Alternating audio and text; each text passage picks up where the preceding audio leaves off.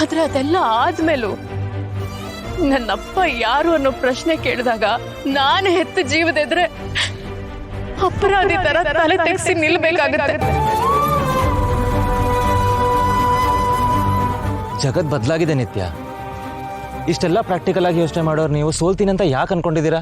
ಯಾಕಂದ್ರೆ ನಾನು ನಿಮ್ ತರ ಅರಮನೆಯಲ್ಲಿ ಬೆಳೆದೋಳಲ್ಲ, ಮಾತ್ಗೂ ಹೊಗಳೋರ್ ಮಧ್ಯೆ ಇದ್ದೋಳಲ್ಲ, ಕಂಡು ತಿಕ್ಕಿಲ್ದರು ಚಿಕ್ಕ ಗೂಡಲ್ಲಿ ಭಯದಲ್ಲೇ ಬೆಳೆದೋರ್ ನಾವು.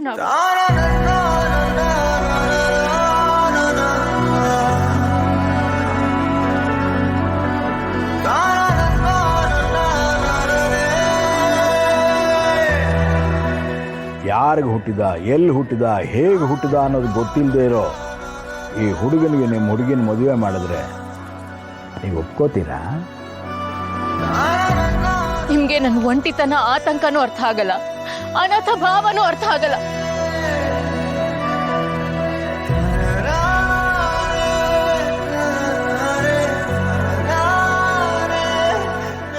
ನನಗಿಂತ ನಿಮ್ಮ ಮಾತು ಯಾರು ಚೆನ್ನಾಗಿ ಅರ್ಥ ಮಾಡ್ಕೊಳಕ್ ಸಾಧ್ಯ ಇಲ್ಲ ನಿತ್ಯ. ನೀವು ನಿಮ್ಮ ಅಪ್ಪ ಅಮ್ಮನ ಕಳ್ಕೊಂಡು ಬೆಳೆದಿರೋರು. ನಾನು ನಮ್ಮ ಅಪ್ಪ ಅಮ್ಮ ಯಾರು ಅಂತ ಗೊತ್ತಿಲ್ಲದೆ ಬೆಳೆದಿರೋ ಅನಾಥ.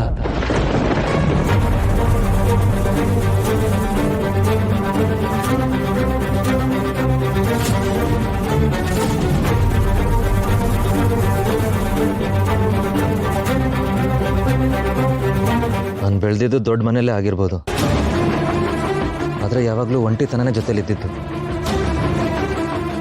ನಿಮ್ಮ ಮಾತು ಕೇಳ್ತಿದ್ರೆ ನನಗೆ ನನ್ನ ಮುಖ ನಾನೇ ನೋಡ್ಕೊಂಡಂಗಾಯ್ತು.